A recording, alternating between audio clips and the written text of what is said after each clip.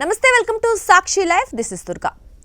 నేటి ఉరుకుల పరుగుల జీవితంలో పోషకాహార లోపాన్ని భర్తీ చేసేందుకు చాలా మంది విటమిన్ మాత్రలు, సప్లిమెంట్లను ఆశ్రయిస్తున్నారు. అయితే ఏ మాత్రలు కలిపి వేసుకోవాలి, వేటి మధ్య విరామం ఉండాలి అనే అవగాహన లేకపోతే అసలుకే ఎసరు వచ్చే ప్రమాదం ఉందని నిపుణులు హెచ్చరిస్తున్నారు. డైటీషియన్ల సూచనల ప్రకారం ఈ కింది 7 రకాల సప్లిమెంట్లను ఎప్పుడూ కలిపి తీసుకోకూడదు. మొదటిది కాల్షియం, ఐరన్. ఈ రెండు విడివిడిగా మన శరీరానికి ఎంతో అవసరం. కానీ రెండింటిని ఒకేసారి తీసుకుంటే కాల్షియం మన శరీరంలో ఐరన్ గ్రహించబడకుండా అడ్డుకుంటుంది.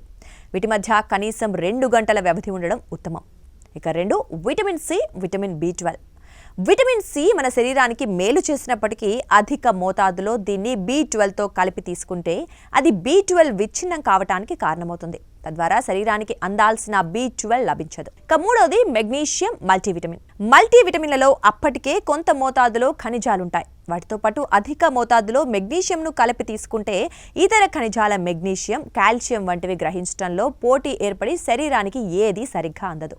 ఇక మరోది జింక్, కాపర్.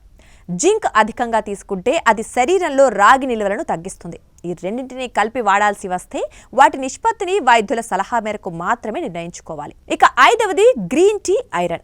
బరువు తగ్గడానికి గ్రీన్ టీ తాగుతూ రక్తం కోసం ఐరన్ మాత్రలు వేసుకుంటున్నారా? గ్రీన్ టీలో ఉండే టానిన్స్ ఐరన్ శరీరం గ్రహించకుండా అడ్డుకుంటాయి. ఐరన్ మాత్ర వేసుకునే ముందు లేదా తర్వాత కనీసం గంట వరకు టీ, కాఫీలు మానుకోవాలి. ఇక 6వది విటమిన్ ఏ, రెటినాయిడ్స్. చర్మ సమస్యల కోసం వాడే రెటినాయిడ్ క్రీములు లేదా మందులతో పాటు విటమిన్ ఏ సప్లిమెంట్లు వాడటం వల్ల శరీరంలో విటమిన్ ఏ మోతాదు పెరిగి టాక్సిసిటీ అయ్యే ప్రమాదం ఉంది. ఇక 7వది మెగ్నీషియం, కాల్షియం. ఎక్కువ మొత్తంలో ఈ రెండింటిని కలిపి తీసుకోవటం వల్ల ఒకదాని శోషణను మరొకటి అడ్డుకుంటాయి. ఎముకల పుష్టి కోసం వీటిని వాడేవారు వేర్వేరు సమయాల్లో వేసుకోవాలి. ఉదాహరణకి ఒకటి ఉదయం, మరొకటి సాయంత్రం తీసుకోవటం మంచిది.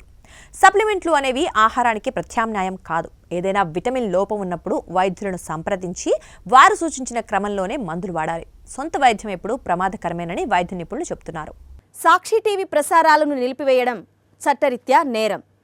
సాక్షి టీవీ ప్రసారాల కోసం మీ స్థానిక కేబుల్ ఆపరేటర్ని వెంటనే సంప్రదించండి.